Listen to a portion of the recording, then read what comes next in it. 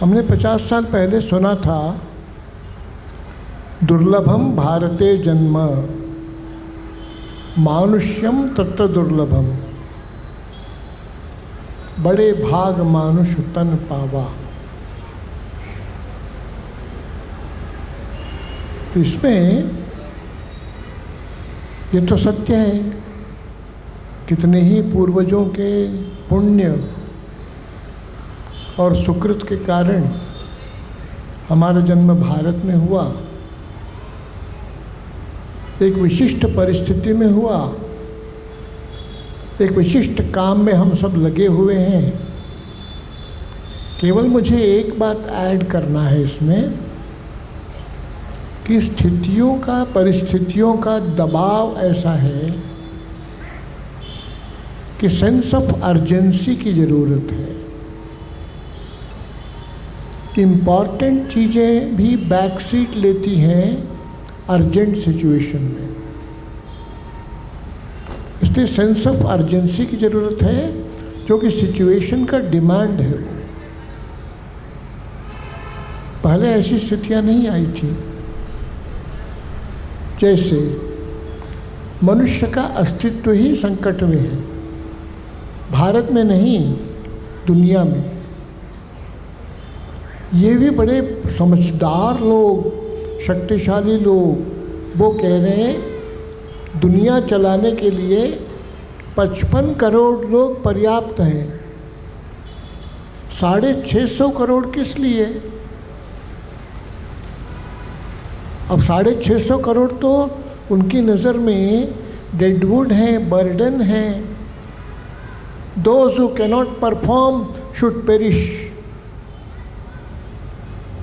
इस सोच से हमारा मुकाबला है, ये सेंस ऑफ अर्जेंसी है। सेंस ऑफ अर्जेंसी ये है कि दुनिया भर में 6-7 स्थान पोटेंशियल वर्ल्ड वॉर के खड़े हो रहे हैं। सारी दुनिया में अविश्वास, टेंशन, इनसिक्योरिटी परवेट किए हुए हैं। इसी प्रकार गत 500 साल से चली आई हुई परिवर्तन की यात्रा, द्वितीय विश्व युद्ध के बाद ली गई विकास की यात्रा, वो विकास यात्रा का परिणाम हुआ है भारत में भीषण आर्थिक विषमता, दबाव, तनाव, असुरक्षा। ये भी आप ध्यान देंगे कि प्रकृति विध्वंस जितना हुआ है, उस बारे में एक किताब है छोटी, फ्रैंक की लिखी हुई, 5000 ईयर्स वर्सेस 500 ईयर्स। उनका कहना है 5000 साल में जितना नुकसान नहीं हुआ, उससे ज़्यादा तेज़ी से परिवर्तन 500 साल में हुआ, और 500 साल में जितना है उससे ज़्यादा तेज़ी से बदलाव 50 वर्षों में है। Pace of change has increased in many times. ये बात आप समझ सकते हैं। भारत का ही आप ले लें, विगत 60 वर्षों में 50% बायोडाइवर्सिटी हैज़ बीन लॉस्ट, जबकि भारत दुनिया का 2% लैंड है, 2.4, लेकिन भारत दुनिया के 16% बायोडाइवर्सिटी का कस्टोडियन है। उसमें 60 साल में 50% लॉस हमारा हुआ है। देश में 15,000 छोटी बड़ी नदियां हैं। आज़ादी के बाद से अब तक में 4,500 नदियां अब दिख नहीं रही हैं। जो वाटर टेबल है वो सहज नीचे जा रहा है। पंजाब में जिसका नाम पंच आब है, 5 तरह के नदियाँ, वहाँ पर ब्लैक जोन हो गए हैं आधा से ज़्यादा एरिया।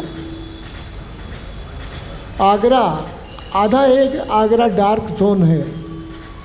देश की सबसे मैली नदी यमुना जी कही जा रही हैं, कृष्ण का स्थान। उसी प्रकार प्रकृति विध्वंस के अलावा टेक्नोलॉजी का हमला है। टेक्नोलॉजी वही सही होगी जो इकोलॉजी, इकोनॉमी एंड एथिक्स का बैलेंस बिठावे। इकोनॉमी, इकोलॉजी, एथिक्स का बैलेंस जो बिठा सकते हैं वो टेक्नोलॉजी ही लाभकर है। अब सब लोग चिंतित हो गए, नए नए कानून बनाने की ओर सोचने लगे आर्टिफिशियल इंटेलिजेंस के बारे में। Robotics, artificial intelligence, biotechnology and genetic engineering require an ombudsman. एक लोकपाल सरीखी व्यवस्था होनी पड़ेगी, इसकी ओर हमको भी आगे बढ़ना है। भारत में पोटेंशियल है इन सारे विषयों में, दुनिया को लीड करने का पोटेंशियल भारत का है। ये है challenge as well as opportunities. उसी में ये जो सिचुएशन की अर्जेंसी है, ये मैं बार बार कह रहा हूँ कि एक डिजिटल क्लॉक लगा है न्यूयॉर्क में, वो रिवर्स क्लॉक है, रिवर्स चल रहा है और 2030 में वो 0 पर आएगा। वो कह रहा है भैया जितना बचाने की कोशिश करना है कर डालो अभी, नहीं तो 2030 आएगा, उसके बाद कुछ भी करने का किसी को फ़ायदा नहीं होगा। अर्जेंसी बता रहा है वो बाई 2030। इस दिशा को समझकर ही भारत विकास संगम ने, कोत्तल बसवेश्वर शिक्षण संस्था ने, कल्याण कर्नाटक एकेडमी ने भी, कॉरपोरेशन ने जिस तरह से सोच विचार किया है, इस सेंस ऑफ अर्जेंसी की ओर उनका भी ध्यान जाना चाहिए। देश में भी सबको बताने की ज़रूरत है कि हमको पैराडाइम शिफ्ट करके जो 500 साल से human centric development, anthropocentric development के रास्ते पर चले, उस विकास की यात्रा का परिणाम है ये सब। इसलिए एक पैराडाइम शिफ्ट होने की ज़रूरत है। इसलिए एंथ्रोपोसेंट्रिक डेवलपमेंट मतलब ह्यूमन सेंट्रिक डेवलपमेंट की बजाय इकोसेंट्रिक डेवलपमेंट अब के युग की, दुनिया की, देश की डिमांड है। इसमें सेंस ऑफ अर्जेंसी के साथ काम करना होगा कि हमारे देश में हर गांव में 10 वाटर बॉडीज़ छोटी बड़ी होती थी। आज 10 वाटर बॉडीज़ का अतिक्रमण हुआ है, पट गया है, कैप्चर कर लिया गया है, गोचर ज़मीन कहीं दिखती नहीं। ये सब जो हुआ है, सेंस ऑफ अर्जेंसी डिमांड्स, इनको रिकवर कुछ तो करें। देश में 2.5 लाख पंचायतें हैं, हर पंचायत में 4 भी न्यू वाटर बॉडीज़ बने तो 10 लाख हो जाएंगी। उसी तरह से गोचर ज़मीन का भी, चारा खेती का भी, थोड़ा फॉसिल एनर्जी के बारे में अब आप सुन रहे हैं, अखबारों में भी आ रहा है, उससे निवृत्त होने की इच्छा जगी है। इच्छा तो जगी है, लाइफस्टाइल नहीं बदलेगा तो इच्छा पूरी नहीं होगी। इसलिए इन बातों का विचार करते हैं जब, तो फॉरेस्ट कवर की ज़रूरत पड़ेगी। फॉरेस्ट कवर 33% होना चाहिए। सरकारी क्लेम है कि 15% है, कुछ कहते हैं 20% है, लेकिन बाहर से पेड़ हैं, जंगल में अंदर पेड़ साफ हो गए हैं। इसकी ज़रूरत पड़ेगी। मैन कैटल रेशियो, 100 साल पहले 1 आदमी और 10 गोवंश। अंग्रेज़ गए, 1 आदमी पर 1 गोवंश छोड़ गए। आज 7 आदमी पर 1 गोवंश बचा है। और हमने क्या किया, फॉसिल फ्यूल के आधार पर ट्रांसपोर्ट का आधार लिया, तो नतीजा क्या हुआ, animal power became extinct, irrelevant.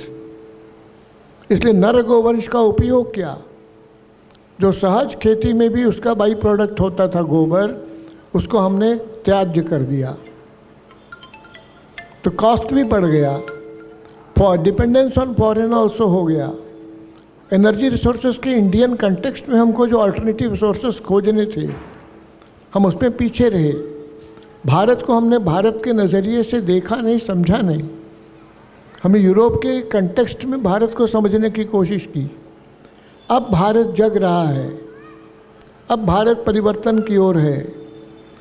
अभी देखा, जहाँ 2 साइकिल चलती थी, वहाँ अब हेलीकॉप्टर उड़ाने के लिए भंडारी जी ने कहा 2 नौजवान लगे हुए हैं।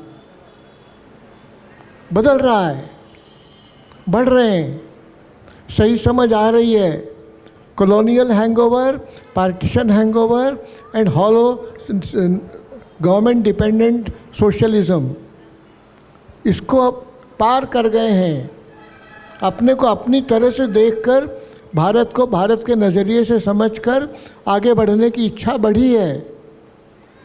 अब आवश्यकता है इसमें सेंस ऑफ अर्जेंसी जोड़ें, बाकी कामों को थोड़ा पीछे रख कर के भी 2030 तक इस कंटेक्स्ट में अपना energy investment, time investment, resources investment, इसमें हम सब आगे आवें।